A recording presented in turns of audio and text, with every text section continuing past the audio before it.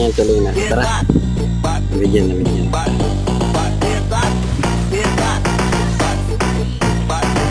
Ano, TV? Yan ang totoong TV, oh. What if yung TV, guys? Pero ito, oh, panalo. TV ka pa sa akin, Demi. Yung A1.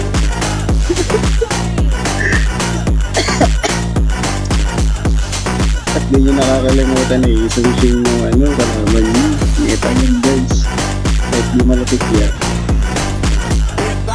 Meta yan boy. Dahil ganun.